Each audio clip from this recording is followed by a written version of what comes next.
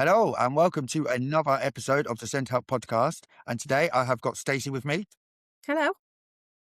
and we are going to be talking about, well, again, as normal, lots of different subjects, but mainly around mental health, especially for SEND parents, and everything revolves around that, and kind of how that affects our day to day and all sorts of stuff like that. But I'm not going to butcher the intro with Stacey about what she does and all of that. I'll let her explain, and because it is what she does is amazing, to be fair, and is very needed, and it's a very good subject to talk about in the sense of the overlap between mental health and SEN has become hand in hand. And it is, you can't separate them both either or at the moment because of the delays, because of the crisis, and because of this. So people like Stacey are really important. So without further ado, I'll let Stacey introduce herself and everything she does. Cheers. Thank you. So I'm Stacey and I'm the owner of Phoenix Trauma Services. We are based in Derbyshire. We cover Derbyshire and the East Midlands, but we also do a lot of online support as well. Our ethos is about what we say to people is you can rise, recover and rebuild your lives and you don't have to face barriers. So we are a service that provides trauma-informed care. We provide coaching, counselling,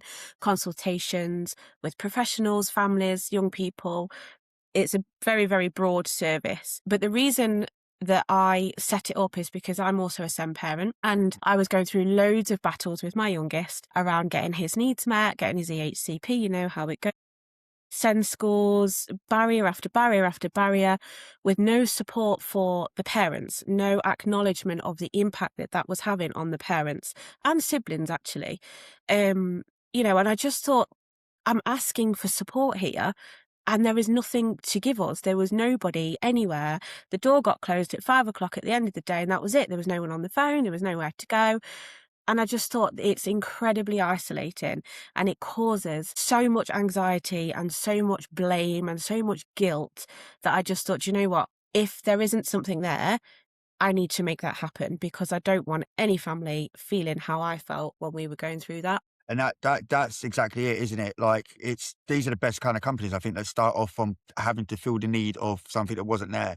And as I've mentioned in the intro a bit, what isn't there at the moment is that introduction. Well, even someone said to me the other day that the reason I was speaking about, like speaking to you and speaking about how I'm excited about getting it, and I wondered why people don't go out to look for that. And then, as someone pointedly said, is that it doesn't even get offered until you're at the point of putting the kids at risk.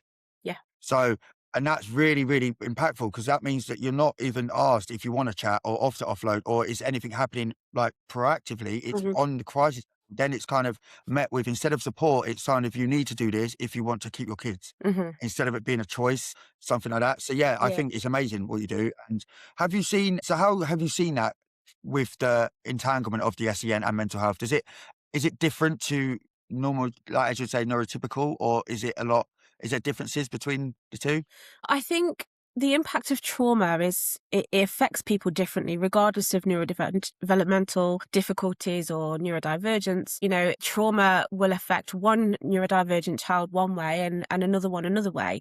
There is no blanket, sort of things to look for, but we have a collection of behaviours and a collection of things that we put together and go, okay, this is likely to be the effects of trauma. And, comparing sort of neurotypical children and families to neurodiverse families, what I find is the vulnerability, all children are vulnerable, of course they are by nature because they're children, but the vulnerabilities with the SEN children and their families, I'm finding it more and more. So I'm getting more and more inquiries from more neurodiverse families because they simply cannot access things in the community that a neurotypical family can access. And, some of these children will struggle with noisy environments, for example, or various things. And most parents will say, well, I can't take my child there because it's too busy, or I can't take my young person there because it's too noisy, or there's lots of barriers. And I tend to find that with the families that approach me, there are more barriers with neurodiverse families than there are neurotypicals. Yeah. Yeah. And I think I completely agree. I kind of done a video on this earlier about the anxiety that we kind of have around all of this as parents. And the barriers sometimes are not just on the child, as you said, it's the family barriers, isn't it? About the mental health. I think again with if you're talking about like undiagnosed, waiting for a diagnosis, waiting for the pressure of EHCPs and stuff, it breaks families. And by the time that they are contacting you, it's broken and almost anxiety driven. So it's almost wanting to help but not being able to, as you said, access it, or pushing the step further to try and get it. So it's really retracting in, Mhm. and it's quite hard. I'm finding this with my app, that the layers of the parent anxiety and the parent help, even to get the access to get the kids to even get on camera, which is crazy. But there's a lot entwined in the Yeah. relationship between the whole family, isn't there? It's not so much if you sort your mental health out for the kids, the parent's going to be fine. The parent then still has to deal with everything that's caused from what's happened with them. Yeah, sorry, froze them for a second. I was just catching up. Yeah, it that happens a lot. We find that a lot. And I think that, so I'm a trauma informed practitioner. And what that means is that I categorically do not believe in disorders or diagnoses of things like that. So, for example, that's, by the way, just to caveat that, that's not to say that I don't believe in autism and ADHD, because that's not what I'm saying. My son has both. My middle son has autism. So, that's a very real thing. But what I find is medical professionals or psychological professionals will often diagnose young people and parents with anxiety disorder, personality disorder, post-traumatic stress disorder.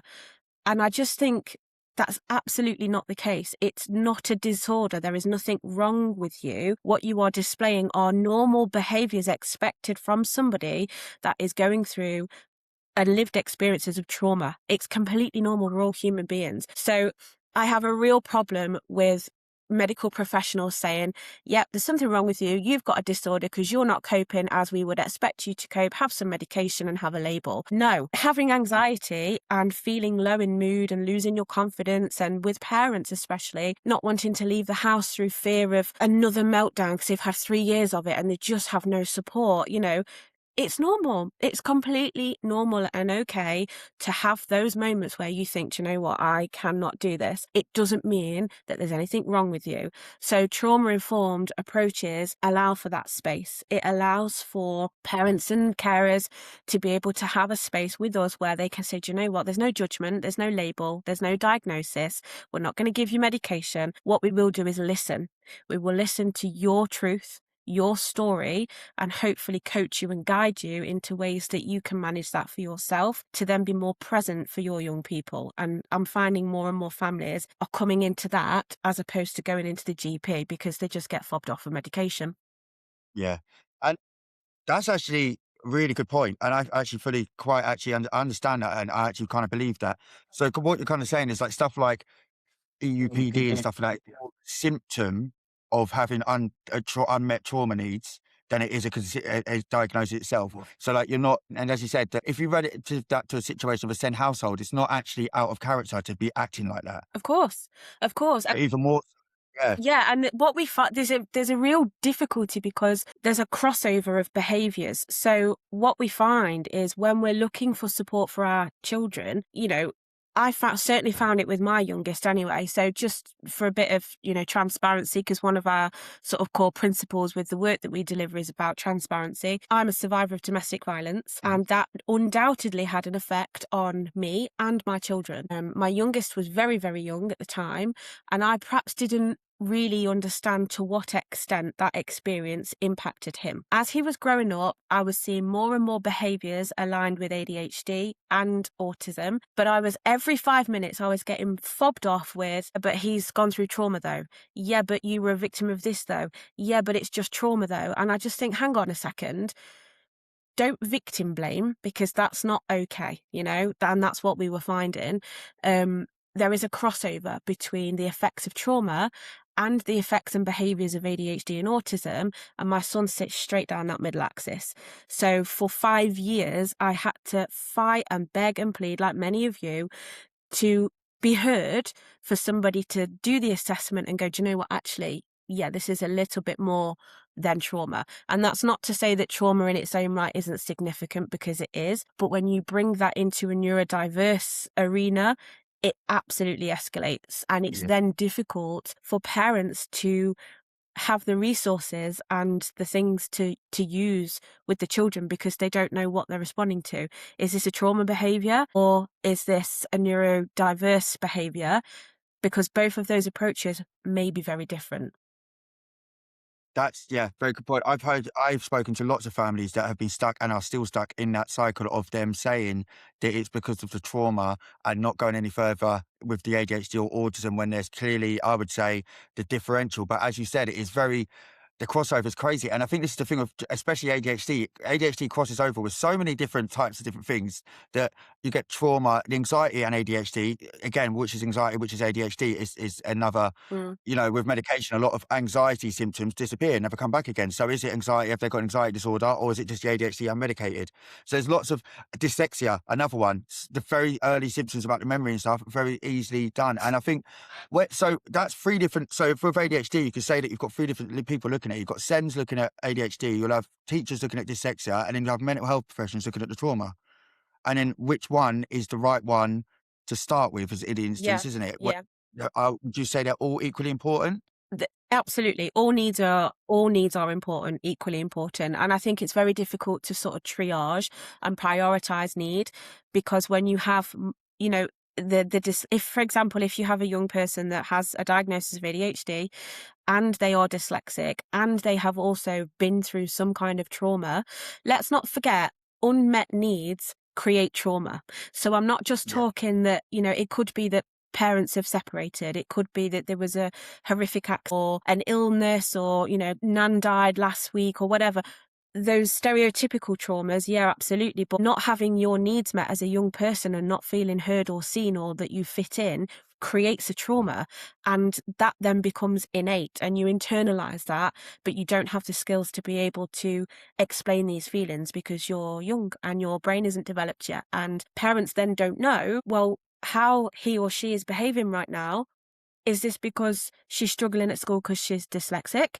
Is it because she can't sit still and she's internalizing everything and she's getting overwhelmed and her jumper feels weird and it's too noisy and she's too hot or too cold? Is it that? Is it a sensory thing? Is it that she has walked down a classroom and a teacher smells like someone that's triggered a memory that she doesn't like? We don't know. But the behaviours are all the same. So it's really difficult for professionals to be able to know exactly what it is. It's even more difficult for parents because parents, most often than not, don't have that professional background. They don't have access to the same resources that most professionals will have. And also, as you touched on at the beginning, parents don't know that there are services or groups or sessions that exist. So how can you ask for something if you don't know it exists? So they're often in the dark and they're literally walking around with blindfolds on, trying to figure it out and doing the absolute best that they can. And all credit to some parents, because it is a minefield, and, that in itself creates a trauma within the parents too. Yeah, it is a minefield. And I think, don't underestimate that the forgotten generation, I think, has a lot to do with the parenting at the moment, isn't it? If this is sort of to be the generation that got missed for their diagnosis, realizing it through their child because of the awareness now, and then going back after and realizing they've got it as well. Yeah. So there's almost so much happening just in that journey, because even when I spoke to people with late diagnosis and stuff, it's like you've reset yourself and everything you've known about yourself is gone, and you could have been you could have had a different diagnosis, you could be on different medication, you could have been told your whole life that you're just a bit nuts. And then to get that and have to relive that and then have to then learn for your child and then have to then fight schools to get them heard. Like all of that happens all at the same time, can happen within 2 to 3 months, Mhm. within spotting to then realizing to then going on a journey. Yeah. And that itself is built, it can break you. You need each individual, you need time, understand. You don't have that with this kind of game. It's instant. It's firefighters. We need this meeting. We need this support. We need this because time is moving on. The kids getting older, and you just don't really. And I think parents in that neglect themselves a lot with Yeah. with Oh, yeah. even getting diagnoses, following through with their own support. It just gets stuck for the child, Yeah. and then creates a whole anxiety loop around the child, doesn't it? Yeah, it absolutely does. And like you've mentioned, it's crisis management. What Mm. you are doing is you are managing crisis every single waking day, every hour of the day, every day. And you've got no idea how to, there's no book is there on, oh, okay, well, this is how you manage a child A, child B. There isn't. There is sort of wishy-washy advice around what techniques we may or may not be able to use, but one technique won't work with one child, but not necessarily with another. The family dynamics may be different. You may have a 1 or 2 parent household. You may have, shared residency of children in multiple houses. You could have culture, identity, sexual orientation, same gender parents. Like, there are loads of factors to consider when we talk about the impact that all of this has. And parents will often, and I think, I can't remember what the statistic is, but there has been a big increase in adults being diagnosed with ADHD and or autism. And often it's because when we go through the process of the assessments with our children, we look at those assessments and think, I'm a bit, that's like me, that is, or yeah, I do that, or I have that. And it sort of makes us aware that perhaps this is why we feel overwhelmed. This is why we are getting touched out because the kids are hanging off you every 5 minutes, and you're like, oh God, you just want to scream and run outside in the garden for 5 minutes, but you can't. And it's like, is that overwhelm because of the stress, or is it because the parents also have undiagnosed needs and you're battling your own identity at that point, which also creates another type of trauma? So parents are often forgotten, misunderstood.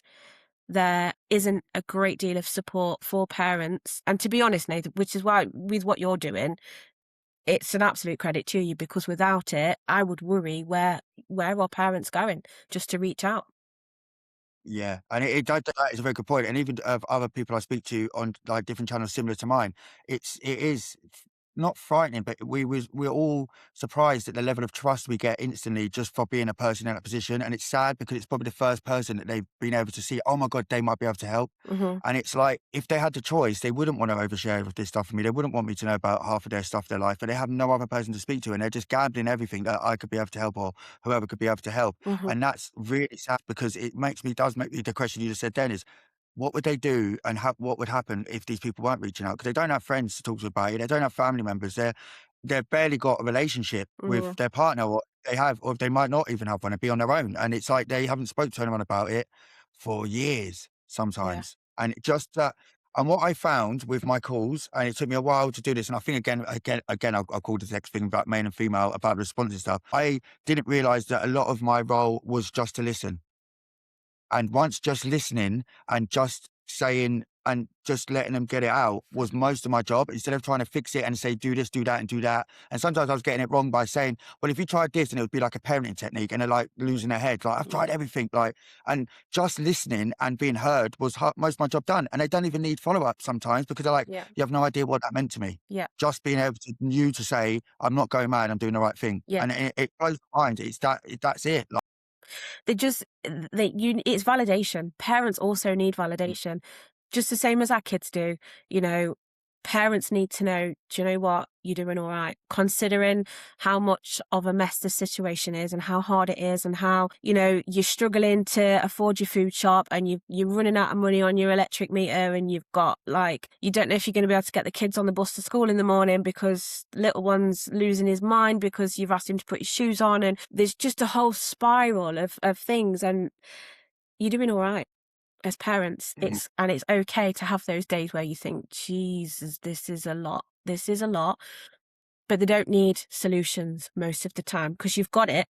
Parents, you have got it in here and in here. You just need someone to listen, as you've said, and to say, yeah. Yeah. Yeah. It really changed, and that's why I've launched the app now the way it is, because it was going to be a training app and stuff like that. And again, through to the calls, I started taking a different direction, and now it's just a community, because just being heard is what you need, isn't it? The other training stuff is on there, but it's optional. And when you're ready, if you want, I haven't heard about this stuff for that, it's not more the forefront. Like I was trying and fix everything and trying to fix every solution and trying to say, just do this one. Because I used to work with challenge and behaviour, and that's like my bread and butter. So it was very easy to me to come with these, if you tried this, if you've done that. And I didn't realise, especially at first, how sometimes that could feel for the parent thinking that they failed again. And it's another, I didn't do this right, it was because of me. And it's like, it's never because of you. It's really hard, and you're never going to get it right. And all you can do is learn a million ways to do it and then try everything. Yeah. And I said earlier, every child has a personality, and every child is individual. So that you're never going to get, and it's silly to think you're going to get a tactic that works with just a kid that's autistic, because you don't get it in anything. You don't just get a black. Oh, if you do this with black kids, all black kids like this, or anything. People with disabled kids all like this. It doesn't work. It's like you can generalize, you can see methods, and it's about understanding and giving the knowledge and giving the opportunity to tie into that knowledge, to learn when they need to learn and take what bits they need to learn, instead of telling them what they need to learn and Yeah. saying it's because it is. It's almost like a parenting course otherwise, isn't it? Telling them what Yeah. they need to do when realistically you wouldn't be able to do it yourself, probably some of the situations, and Well, it's hell. exactly. And Yeah. Do you know, this is what I find with some families is that, we have local authorities will often say, and I'm just going to touch on what you mentioned earlier on about ending up in a crisis point. So you ask for help, you Google everything, you reach out and you get in touch with organisations. You've perhaps contacted, the family help service and said, listen, I don't know what I'm doing. Maybe you've spoke to your SENCo at school and said, oh God, this is really hard. School have said, well, they're not like it here. We don't have those problems here. And you're thinking, well, is it just me then? What am I doing wrong? Like, why are they like it with me and not at school? You don't know anything about masking at that point, do you? You don't know that the reason that they're not like it at school is because they don't feel that they can fully be themselves yet. So you reach out and you look for support and there is none, and you get overwhelmed, you get anxious, you get burnt out, and then you're late for school. The kids turn up. I've done it myself. I've took my lad to school and he refused to put his shoes on. So I took him to school without his shoes on and I carried his shoes. I took him into reception and said, there's his shoes. He didn't want to put them on in the car, so we've compromised. I've brought him in, but here's his shoes. And then he refused to wear his shoes all day at school. So it was like, are you okay, Mom? Do you need some support at home? It was very blamey, because one day I took him and he didn't have his shoes, when I'd been asking and saying for 6 months prior, I'm really battling with him in the morning. Well, all kids are that age like that. All kids go through phases where they don't want to go to school. I'm like, right, but I've got 3 children and my other 2 weren't like this, and this is very different, and you're not listening to me. And for so long, I just kept feeling like, you are not listening. What's got to happen for you to take me seriously? And a lot of my families are at that point when they come to me and they say, Stace, what has got to happen for people to take us seriously, because I can't do this no more. And often the schools will make a referral to social care. There'll be a safeguarding concern going, which will prompt a Section 17 investigation, or worst case scenario, a Section 47, which is child protection, because God forbid one of the kids has said, I don't know, hit me, or my brother hit me with a toy, or whatever the case. And that's a process that they have to follow, because that's just what the guidelines are. Doesn't mean that there's any blame. But that's another trauma and another stress when the families are saying, but I've been telling you for ages, we've been saying for ages we're not struggling. And yeah, my TV's smashed. Yeah, he's knocked my bookcase over and thrown books at his sister. Yeah, okay, he's opened his bedroom window and he's thrown all of his toys out and the neighbours are complaining. But I've been telling you we're struggling, and I've been telling you this is not the same as what we've been through before, and you haven't listened. But now the blame is on the parents, because social care are involved and they want to come and assess you. And what the recommendation is, we'll get early help involved and we'll send you on a parenting course. All right, cool. Yeah. How successful are those parenting courses? Not very, because it's not the inability of the parents, it's the lack of structure and support for the parents to enable them to continue doing what they're already doing.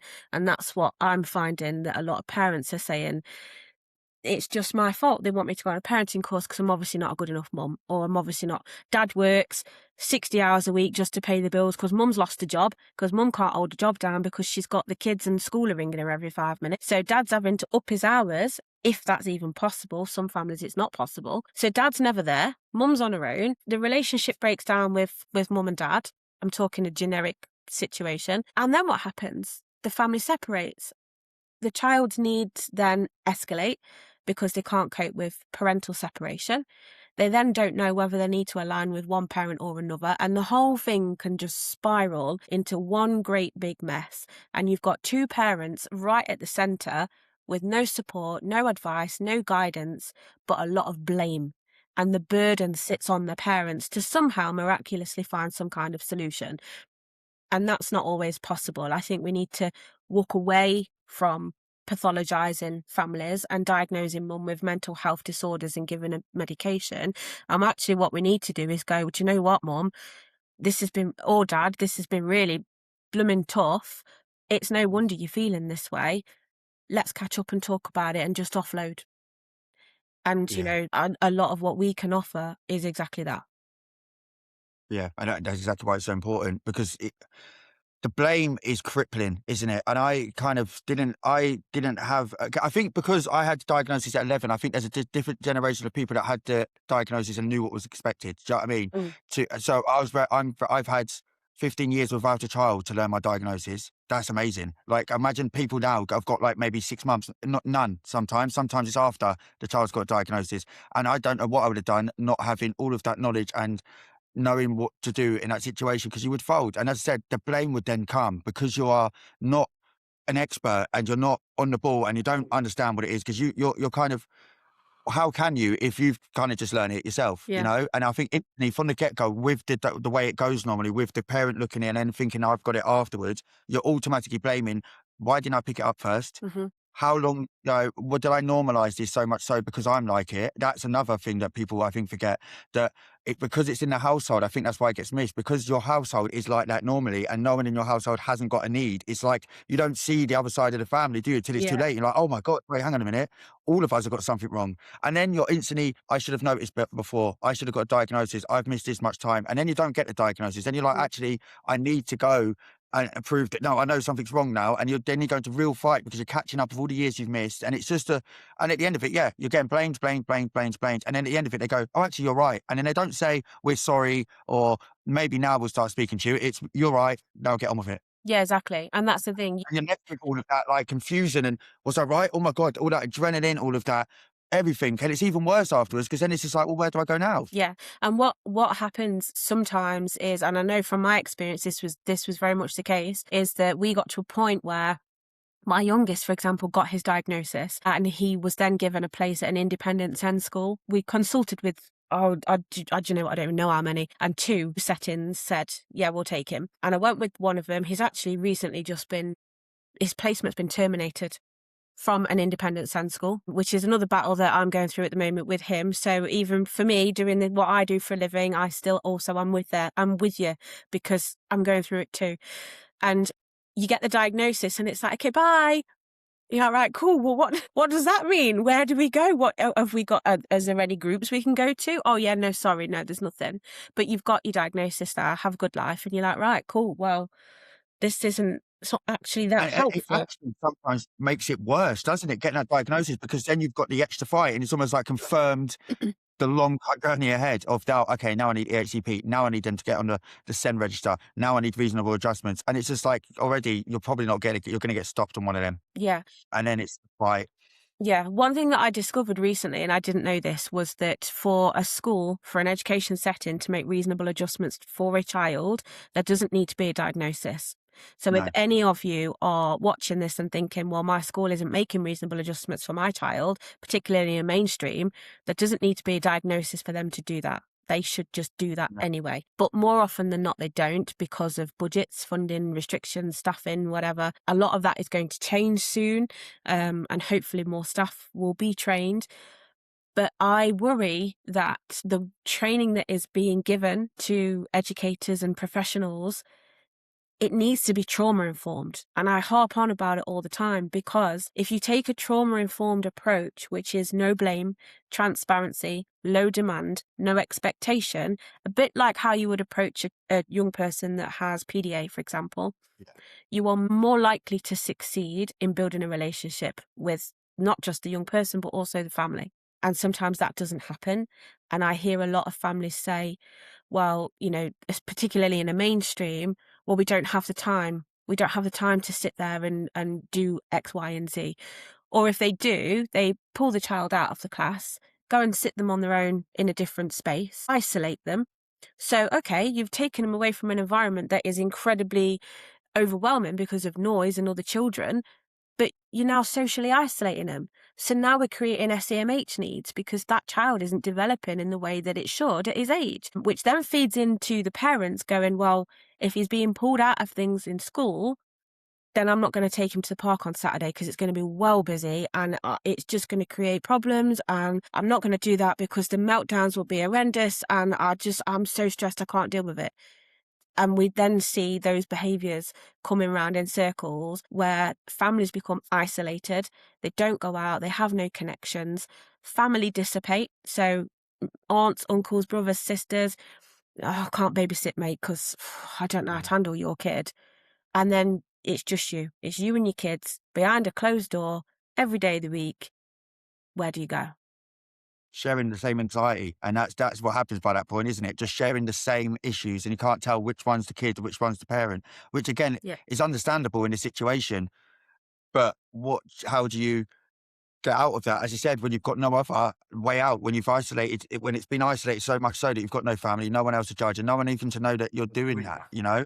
So it's very justified if you've had a big incident where you've gone to a park and it has been busy to not want to take your kid to a park while it's busy on your own, Yeah. especially if that child could get physically, will be really challenging and can physically hurt someone or yourself while you're out. So it's a very reasonable choice to then not go to the park on a Saturday after not being at school, not handling it. But also, why by doing that time and time and time again, you also then leave the point of not ever taking your kids to a park on a Saturday.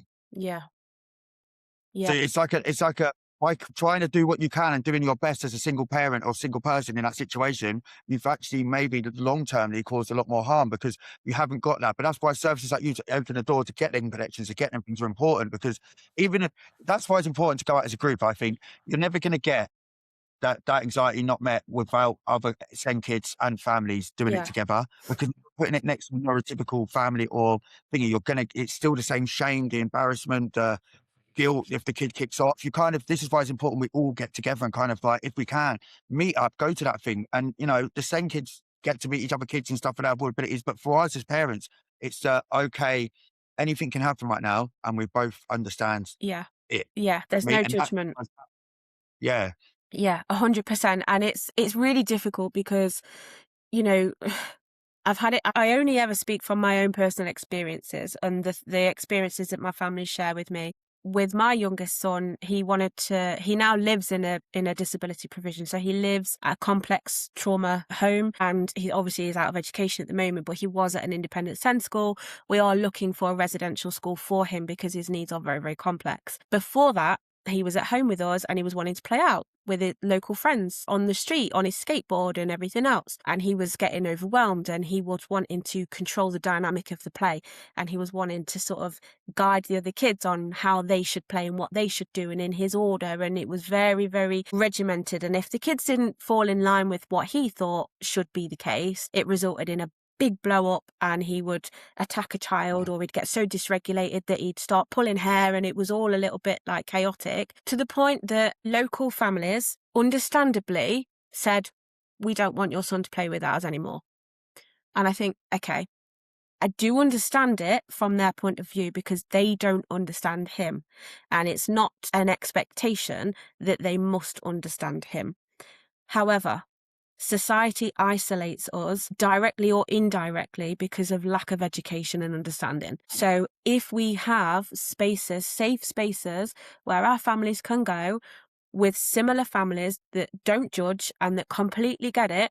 And if you, for example, if you've got mum and dad that's having to put one of their young children or, their 10-year-old in a hold because he's gone up and wanted to batter another kid because he don't want to share his toy, for us, we can talk quite flippantly about that because that's just standard, isn't it? That's what happens. In a regular environment, it's like, well, I wouldn't do that if I was you, if that was my kid, or I wouldn't have that. Well, cheers for your advice, but he's not your kid and that we didn't ask for it. Let us be us. Yeah. So we do need those environments where we can link together. And one of the things that we offer at Phoenix is something called the SENDhelp, which does exactly that. I am hoping to sort of branch it out across the UK eventually. At the moment, as I said earlier, it's sort of Derbyshire, Burton-on-Trent, Derby based. But yeah, there needs to be more of it because it really worries me that families don't have access to social spaces, and it's just not on. No, and again, relationships are another trigger point on the people that are single that will not get in another relationship because of the kid. Mm. And it's like, I understand that as well, but also you got to have your own life. Like, that's really restrictive to live so much so that you won't get in a relationship until your kid's 18, 19, because you don't think that person is going to come in and accept your child, which is fair enough, or that your child's going to accept them or the routine or having someone else in the house, which Mm. again is that's a normal human being need. Like you're saying that no one doesn't need that. To think of all the affection you missed for years of doing that. Yeah. Got no one to say that they like you, no positive things, no going out for dinners, no like any kind of comfort other than your child. Yeah. And that causes an awful problem of the reliance, I think, on it. But it's really hard. But also, again, I understand it through the domestic, as you said earlier, domestic abuse is a very high factor into this. And if you you would always feel the guilt if you put your child through that. Yeah. And if you've come up with a relationship that was a bit like that, you're also not going to get in another relationship on the basis of that, because you're like, the last thing I need now is that going on as well, because of what happened last time. Yeah. So you end up it's really hard to explain how lonely it can really get, isn't it? It's really incredibly isolating. It is. And as human beings and as adults, we all need affection. We all need to be told that we're loved, and we're human beings. That's completely normal. So to have that void and to just only, it's not even having another adult to have a conversation with. Like if you're watching, I don't know, picking a random channel, you watching Call Midwife, right? And that's your thing and that's what you like watching. And then you want to talk about the episode and you think, I've actually got no one to talk about that with, because my kid doesn't care about that. They're not going to want to have a conversation about what's on the next Bake Off. Do you know what I mean? It's simple things like that. The adult conversations or the mature conversations aren't there. Silence is very, very loud. And I say to a lot of my families that sometimes you seek the noise, you seek the chaos in your children because it's familiar. You know how to manage it. You know what to expect. And when you've got noise and energy and everything's all like, you can deal with that, because when the noise isn't there, the silence is louder. And that's not a nice place to be. Wow, I'm really glad you said that, because totally agree. And I think this ties into something that I've seen with medication. So you get the kids in crisis and stuff like that, and then they go to take medication, and because they're silent, it's like the parents go to pieces. And it's almost like the kids might even be okay with it, and the parents like, no, I don't like it. I need to take them off. Shall I take them off? I don't know how to do this because they're not right. They're not. And it's almost like, and I can vouch, Mum's going to kill me for this, but she's the same. And we've always had this as kids, because with all of us got either ADHD or autism or both, right? I have 4 kids.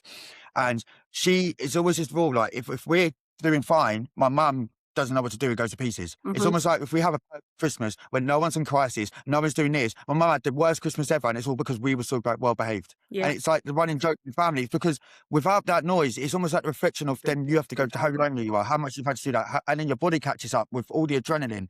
And that's not, if you've got ADHD yourself, know that you thrive in them kind of situations. So when it does go normal, you don't know what to do because your ADHD's turned off, and your drive that's just got you going and doing stuff is not doing it no more. Yeah. And I think that's always an issue as well, and that's really hard. Yeah.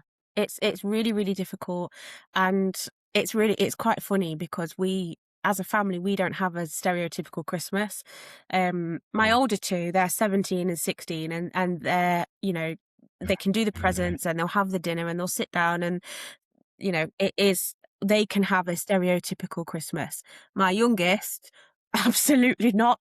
He doesn't deal with presents. He's not even bothered if they're wrapped. He just can't deal with it. He can't cope. He gets overwhelmed, and it's all a big thing. So we have a dinner like a day or 2 days before, and then Christmas Day it's stuffed in his room or under the tree at best, and then he just gets whatever he wants to get out of his stuff, and that's it. That's the day. There's no big do about the fact that it's Christmas, because it's chaos in its own right, because how overwhelming my youngest finds it. If I had a Christmas that was stereotypical and they all got up in the matching pajamas and it was all nice and we all sat down and had a big breakfast and then a lovely dinner and all of that, and I wasn't having to do a side of chicken nuggets and waffles because, Alfie won't have a Christmas dinner, I wouldn't know what to do with myself. And I'd be like, this is not normal for us. This is not our normal. Also, what's my role now? Because if I'm not having to firefight and stop him attacking his brothers and manage the noise and the chaos, well, then what's my purpose? And it really makes parents dig deep into that identity that I was talking about earlier, in that when you have, and this is what happens with medications will often silence behaviours or mute behaviours. And we don't know what the experiences are of our young people when they're on those medications. For them, it could be good or bad. We don't know. But as parents, we see that silence or that calm, inverted commas, and it makes us reflect on our purpose and our identity, because I now don't have to crisis manage. I now don't have to wonder whether he's swinging from the light shade in his bedroom. It's quiet. It's calm. I've actually drank a cup of tea that's hot. I don't know what I'm Yeah. doing. And it It's like a really, really it's a really good way of projecting your anxiety, isn't it? In that sense, onto the kid. And when that kid doesn't give them emergency phone calls, your anxiety has nowhere to go but inwards. yeah, Because you're running on anxiety, like, we're going to do this, I've got to be this, I've got to be here for this. And you put yourself under, I've got to, I've got to, I've got to. And what no one says is, I get to. yeah, yeah, And that's different, isn't it? Like when you have a neurotypical kid, it's I get to go out and do these things. I get to go and do these things. When it's neurodiverse, it's I've got to. And that just to change the language is I've got to do this, I've got to do this. And it's almost like how one, do you actually need to do all of that? And why is it's taking the fun away from it if it's such a chore and it's already causing anxiety for both parties? It's not normal. Like, no, so like you should be, I get to spend the day with my kid, or I get to go to this, or it's not. It's I've got to go shopping at 2 hours because I've got this restriction, I've got this and da da da da da. And I suppose it is very hard to see the optimism in that situation, but it does make me go into the next thing about what us being like this does to our children and what it's going to do to our generation of next children. And I mm, know that's going to be unpopular because it's hard and we kind of like feel justified in it, but I can't help thinking that my son will look up and look at all of us in this generation on social media and think, oh my God, there is no hope. yeah, And it's like, who are we then to blame? We can't blame society as much as ourselves if we're always going on social media saying, this is crap, we can't do this, having ADHD is rubbish, I can't focus, I can't do this, my ADHD this, my autism this, my kid's autism makes him to stop doing this. And that's all you hear. So there's no one saying you can do this or this makes you go to learning. And it's like getting to that point now of all of this, of that really, really horrible place of, I like to question of, what are we responsible for out of our anxieties about not challenging that and not trying to address that and separate our anxieties around our children and taking that normal parent role in the sense of you're meant to look at a parent to look up to things, think things are okay. If you're looking up to your parent and your parent is suffering with the same things you're suffering with and showing you and showing it's okay. For example, trains. So if you want your kid to be on public transport and then your mum and your mum goes to pieces about, I can't get on the train, I don't like trains, they're too noisy, too this, and that kid's looking up, it's copied behaviour. Is it learnt behaviour? Does that child then do that? Or does he know that he can get like that with it? Or it's meant to be? That role of the parent gets taken away because of society, because of the fights, because of the time it takes to get medication. And that kind of parent role gets blurred and doesn't get seen or even put back into place. And I think that's really detrimental to our children. And I think if we don't address that, we're going to have problems later on. yeah, yeah. It's a very real area that often isn't spoken about. And, from my perspective as a sort of a trauma-informed practitioner, this isn't about blaming parents for doing this. It's not, I'm not saying for a second that your child is X, Y, and Z because you do X, Y, and Z. It's not about blame, but it's about understanding. And often what we need is to model behaviours that we hope to see from our young people. Model gangster rap, trap music. If we model all of that and then we start letting them watch X-rated films or like 18, like whatever, all that sort of stuff, PlayStation games, 18 plus games, Call of Duty, whatever, and they're like 6, okay, well, you're probably going to have a few problems, aren't you, really? Because they don't fully understand what goes on in here. Their brains are like a little sponge, and everything that goes through their eyes is information that they process and then they blurt it out in their behaviours and their experiences. And they'll often go to school and say things. We've all done it. I've dropped an F-bomb in front of my kids when they were little and they've gone to school and said it. And I'm like, oh my God, the kids listen and see everything. And neurodiverse children also feel everything. So they will know when they're in an environment, if something's off, they'll feel it. And they may not be able to understand what it is they're feeling, but they can walk into a room and think the vibe is off and I don't like it, but I don't know why. So that will then create tension and behaviours. and that will come out in explosions of aggression or foul language or whatever the case may be. So we need to really focus as parents on, well, what are we wanting from our children? What safe behaviours are we wanting from our children? And what skills are we wanting them to learn and develop to have a happy, fulfilled life? And how can we model that? Sometimes, because we don't know ourselves, we may have, unmet needs, undiagnosed, neurodivergency ourselves. We're not necessarily aware of the fact that we're doing this or that our children are picking up on our own anxieties, which is why having these spaces that we spoke about earlier with other families like us, we can bounce ideas off. We can share with each other. We can share stories, share experiences. My kid did this. Oh God, yeah, mine did that. How did you manage it? Well, like this. Oh, really? It just allows for parents to drop that anxiety a little bit and not project. And it's not a direct projection, like it's not intentional, but we're human beings. Even if we try and hide it and we don't tell our kids we're struggling, our body language says it. And we're closed up, or we're a bit guarded, or we're a bit, or even too much in their face, too much trying to get involved with them because we'd rather focus on that than what we've got going on. And that can also create problems. So I think with that and the use of social media and the lack of education and understanding in communities, it's a whole approach. The whole approach needs to change. But we've got to remember that trauma is at the centre of all of this. And if we take that trauma-informed approach and just be kind to ourselves and have that little bit of patience and start looking at what we can do and not what we can't do, we might start to see some changes. Yeah, no, I think that's very important to do that, isn't it? Because, and again, you can see why it's so hard to get to the point of trying to push to do these things. And again, I can say this very easy because I used to say this all the time, and again, didn't realize how to take a role off the wrong way. Like, I've managed to take kids that have non-verbal, that have got challenge behavior that will take your head off, to anywhere, to swimming pool, to go this. And then I realized then, yeah, but you had a staff team and it wasn't your child. Yeah. So, do you know what I mean? So yes, you did. You managed to get all these kids that could literally would be like, people wouldn't be able to cope with now, into these places and do whatever. And it didn't matter if they wanted to refuse, you'd have the patience, you'll sit there, you know what I mean? But it's because you was at work and you had work colleagues and you could share the experience with them. Yeah. And they knew that it was, you know what I mean? You had that whole culture around what you was doing that was a safety net for what you was doing. Yeah. And you didn't have the emotional pull of it being your own child, which I really underestimated. And when I had my own child, because it's like, I could tolerate so many behaviours with like the kids I used to work with and stuff, and my own child couldn't tolerate any of it. And it was almost like this direct reaction for you, isn't it? You start getting embarrassed, you get like, oh, they're going to think it's my parenting. Oh my God, why is he like this? Oh, I don't want him to do this. And that anxiety took me ages to stop showing, and it made such a difference in my relationship with my oldest, because I didn't realise the whole time I was like that, I was a shaking wall, a shaking statue. And he was looking up to me, and he could tell, as he said, he could sense that I was anxious. He could sense that I wasn't sure about things. He was asking me questions, and I was giving him, and that trickles down instantly. So then he's anxious. He's pushing the boundaries. He's kind of pushing against what I'm saying to make sure I'm actually really meant it and stuff like that. And it causes this horrible drift of like curities and pushing, like the push and shove effect, isn't it? Of trying to push. The kid pushes the parent to try and see how far it could go to see if what they mean is true. Because what a kid does, what parents don't understand sometimes is the misdirection. That when you say something about, again, meaning it, even if it goes horrible, because if your kid can then go, oh, pick up and then go, oh, I don't want to do it. There are kids and they realise that they can do that to get the right thing. A kid shouldn't have that much control over what you do in your day. Yeah.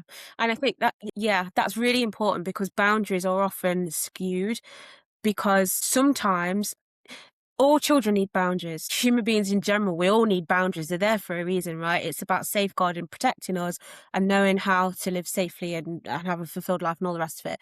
But particularly with children, we need those boundaries. And with neurodiverse children, we need to reinstate those boundaries a lot, because they will push and pull, and kids do push and pull. But it's very, very hard to keep those boundaries when you've got a child that has ADHD, unmedicated, undiagnosed, displaying traits of PDA.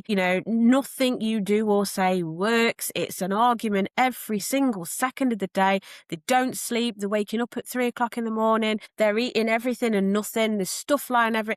And you just think the boundaries can get gone because I'm done. Just have what you want. I just have what you want because I just can't anymore. And then next week, when you've regulated, because you need a bit of time, you go back to bring that boundary in, and the kid goes, don't think so, because you let me do it last week. Yeah, I was doing it all last week in Utter. You're joking. Yeah. They're clever. Kids are clever. Yeah. I think again, that's the element of kids in our Kids with Sen. And I don't think many parents see that, and they obviously one or the other. So if they've got Sen, it's all the Sen needs and stuff like that. They forget the kids are kids, and they're going to push boundaries, and they're going to just be naughty and just be hard work, because it's not easy, regardless across the board, to have a child, Yeah. neurodiverse or not. Kids, yeah. Go on. Kids are a nightmare, and they have got their own agenda, and they don't have Sen needs. Children are, I absolutely love working with young people. So Yeah. Phoenix offers services for ages 13 to 17 and then 18 plus. Obviously, the services we offer young people are very different, tailored towards their needs, usually within schools or community settings. And I love it because they are so smart and they're so quick-witted. And do you know what? There is nothing more innocent than the mind of a child. And they just say whatever. And they don't care. And it's just, if you're lucky enough to be able to engage in a conversation, and even if they can't verbalize it, they'll show you with behaviours. Or, I will use like toys, teddies or Lego or something, and you get a cheeky side eye, or you get a little bit of that's you, or they'll draw me looking weird or whatever. It's so fascinating to get into the mind of that child, because regardless of ADHD, autism or anything else, they are children. They are children and they have imaginations and creativity, and it's wonderful if you can just let them be themselves without any of the other stuff and just watch. Just sit and watch for a minute. If they're playing and you think, oh, I've got a minute where it's quite quiet, just watch, because they'll teach you so much. Yeah, it's very true.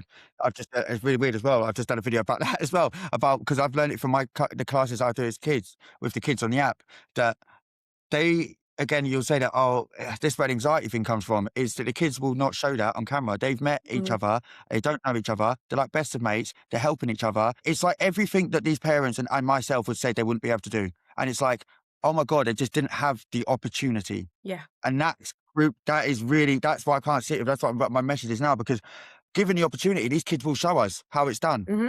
How to go into a room, how to walk into a room and just get on with everyone, and how to, do you know what I mean? All of that elements that as parents and adults, we kind of get fearful of, like, I don't want to go out, might not know this many people, maybe we should leave it. And kids don't care. Kids are just kids. They'll just go into a crowd, they'll play with whoever.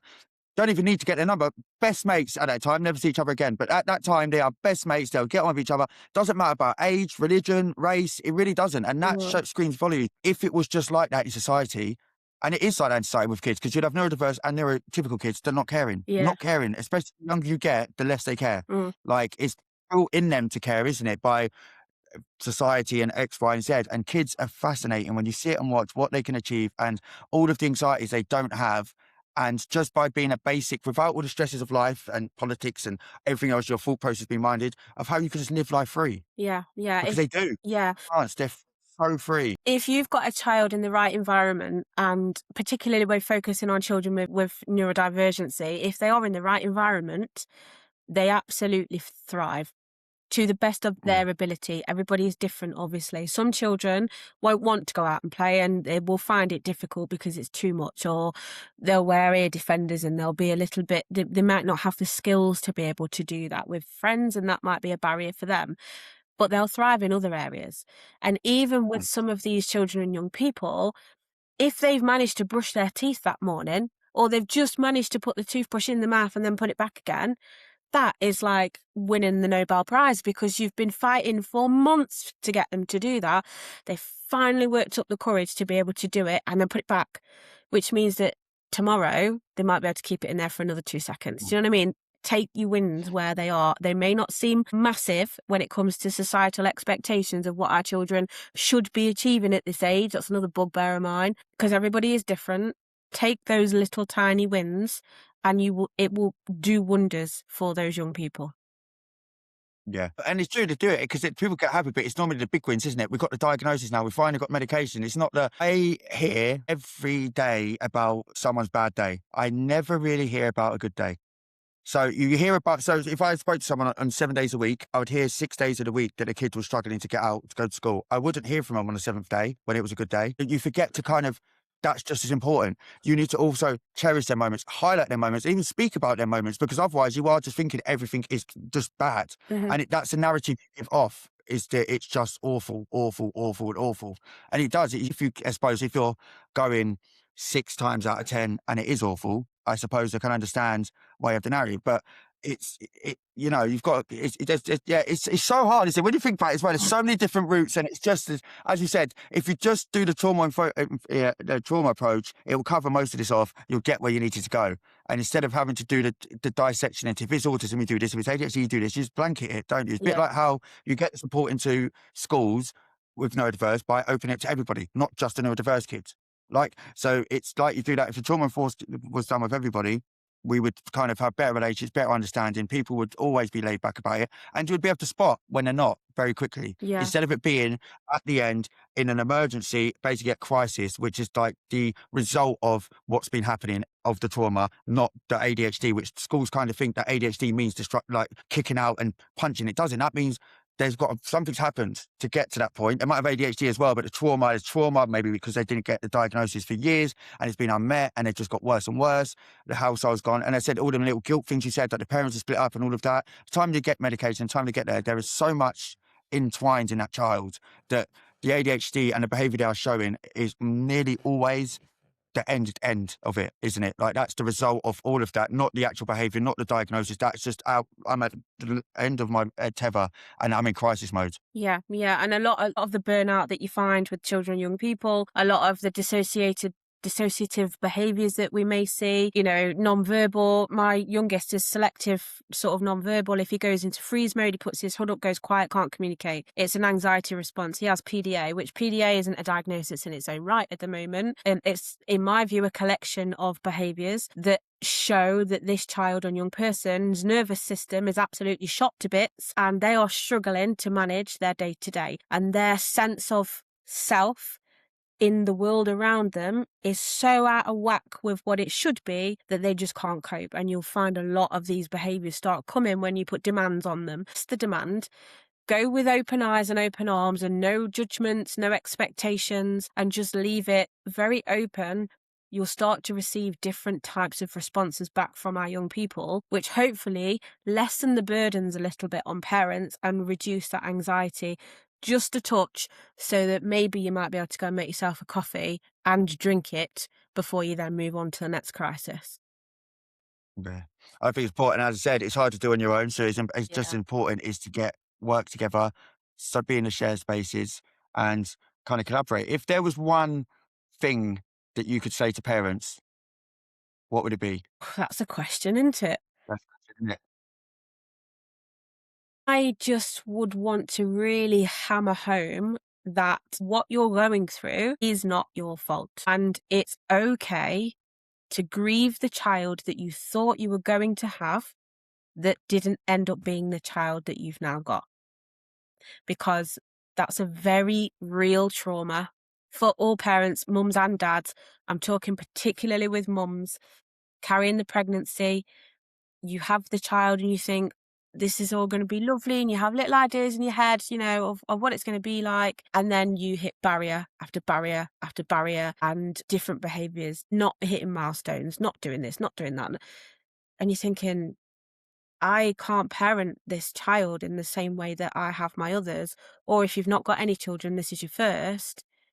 This is not what the books say. This is not what my friend's child's like. Like, what's wrong? What have I done wrong? It's not your fault. It's 100% not your fault. And it is okay to be living through the experiences of grieving what you thought was going to be the case and accepting what is actually now the case. Yeah, exactly that. It's amazing. And I like to think of it as like, if I had twins, I didn't ask for that. I'd be fuming the rest of my life for having 2 twins. Like, do you know what I mean? You wouldn't go over that. And it was kind of like, you can see it if you're thinking about neurotypical, what the parents go for. The easy way to explain it is having multiple children when you wanted one. And then having to do with like triplets. And you're like, well, this is okay, but I've got 3 times the amount of work to do. And it's like, if you knew going into that, would you have had triplets? I don't know what people's answer would be. And I think that's the guilt, isn't it? Like, you're not saying you don't want triplets and they don't deserve to be here. It's just like, what quality of life is them triplets going to have if I'm only one person, I'm limited income and I've got this? I wouldn't have chosen to give them that life. I would have chosen to be someone that was I don't know, a doctor in the field of ADHD, then had an ADHD child ideally, then I'd have been perfect. But it's almost that kind of, but yeah, I was the opposite to me because I was like, I'm not going for this alone. One of my children have to have it. So because I did it for so long, I was like, I'm not being the only crazy one. So I mean, but I I need understand this another bit, me. like, yeah, I did. And I was like, you've all got it. Like, you've all got it. Thank God. Like, it's just, like it is that, isn't it? You do feel like what could have been, and you feel sorry for every bit of suffering that they go through since birth because you kind of had that child that has these issues, and you blame yourself for not being equipped for it or not being able to challenge things that with the society. There's so much blame just for having that child. And at the end of the day, it's not your fault. No, How you're not Jesus. You can't manufacture the genes. Like, do you know no, what I mean? That's just block of the draw. You're doing the exactly. best you can. You are. That's all you need to do. Yes, absolutely, absolutely not your fault. And a lot of parents will also, all my families will say to me, "Flipping X days, I wouldn't ask for this. If I had an option and I could tick a box, I would not have a neurodiverse child, but I wouldn't change it. I Yes, wouldn't that's it. change it because what they give you in fulfillment when they hit those little milestones is absolutely out of this world. And what we learn about ourselves as parents and as people, the resilience that we grow, the patience, the skills, professional parents, that's what we are. We learn, we're all social workers. Yeah. We are all Yeah. counsellors. We are all therapists. We're all everything, all under one roof. And that is that's not easy. It's not easy. So take the wins. It's not your fault and you're doing absolutely amazing. Hardest job in the entire world. Yeah. It is. Yeah. There's a difference between, I always say, it's about me having one child living full time and three of them. Because if I had all three of them, I wouldn't be the same guy I am now. I'm just telling you that. You wouldn't And have I time do, for like, this. yeah, that's what I'm saying. When you do have all three of them, it's almost like, oh my God, like, and it's just, so it is the hardest thing ever. For me personally, hardest I've ever had. And that was just going full-time dad, let alone with the diagnosis and having the other children on top. Just being a full-time parent is coming from a male perspective, that's normally the guy that goes to work and stuff like that. I would have been personally saying it, but I go to work and I do this. Oh my God, I think I would die. I would love to go to work now, 7 days a week, and just have that excuse not to be there for anything. Peace and quiet. But like, yeah, that's it. Like, again, I think having the responsibility of a child on your shoulders daily is incredibly hard, let alone with all the stuff that we're going through in society. And you should never blame yourself, even if they're trying to blame you. It's really hard. And you've accomplished more than most would, to be fair, Yeah. I think. Yeah, definitely. I think it's great.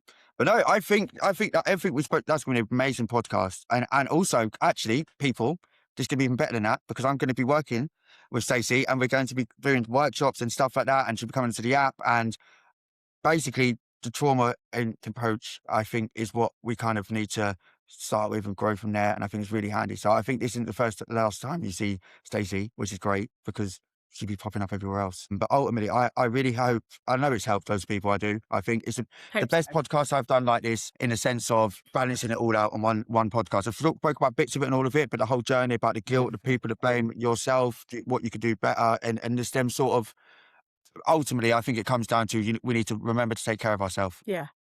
Yeah. Yeah.